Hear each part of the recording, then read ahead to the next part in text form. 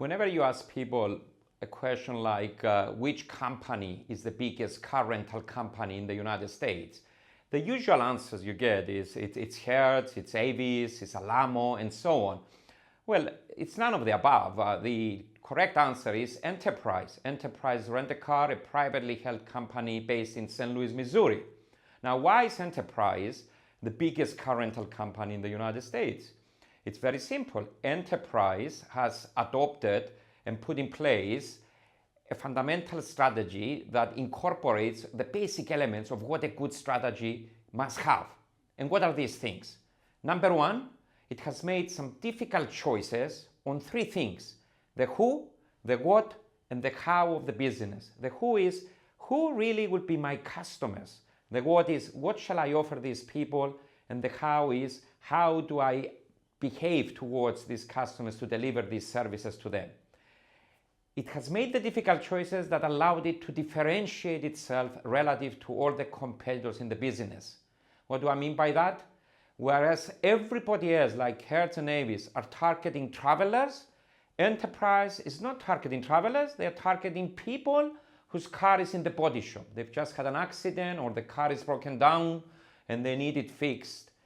And what are they offering them? They are offering them car rental, obviously, but not at the airport. They are offering them the service wherever they are. You call me and I will come and pick you up and take you to the car. And they put in place a business model to cater for these customers. In other words, Enterprise has developed a well-differentiated strategy, differentiated relative to everybody else in the industry. That has allowed it to win in this industry and become number one. So to repeat my main point, everybody is talking these days about disruptive innovation and about all the changes happening in their industry and how they should compete against all these disruptions. There's no question, there's a lot of disruptions out there. There's a lot of changes and the environment has become turbulent. However, despite all this turbulence, the basics of strategy have not changed. Strategy must make choices, difficult choices on three dimensions: the who, the what, and the how.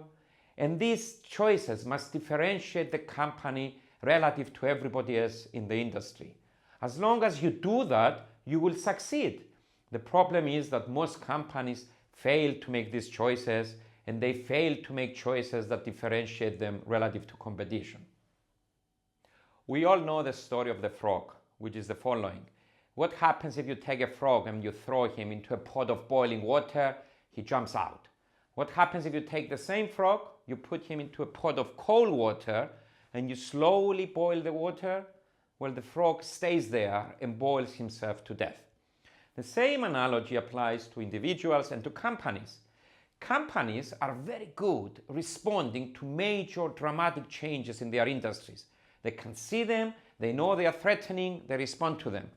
Unfortunately, companies like the frog are very bad at responding to the small little changes that happen all around us in every industry on a daily basis. Like the frog, we underestimate these little changes, we don't pay attention to them, we don't take them seriously, and we don't respond to them. And as a result, companies wake up like the frog one fine morning and they find themselves boiled to death. What does that imply?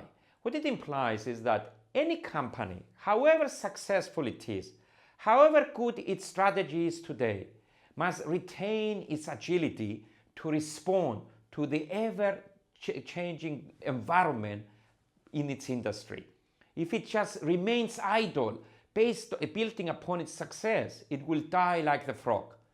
Agility is a key competitive advantage for all companies in today's world. And it's very, very important that companies develop the cultures, the structures, and the processes that allow them to respond to changes quickly and effectively. The only thing that gives a company a competitive advantage is innovation.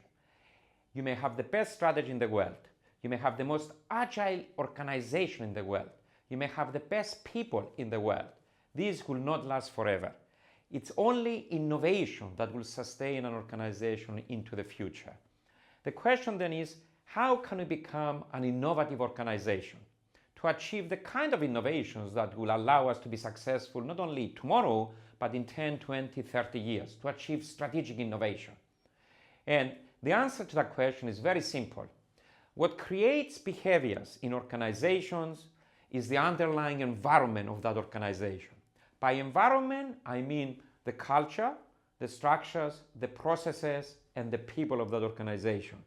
Therefore, a company that wants to achieve innovation, that wants to become an innovative organization, must look back and ask itself 4 questions.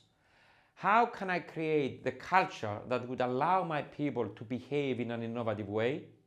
How can I create the structures that would allow and enable my people to be innovative?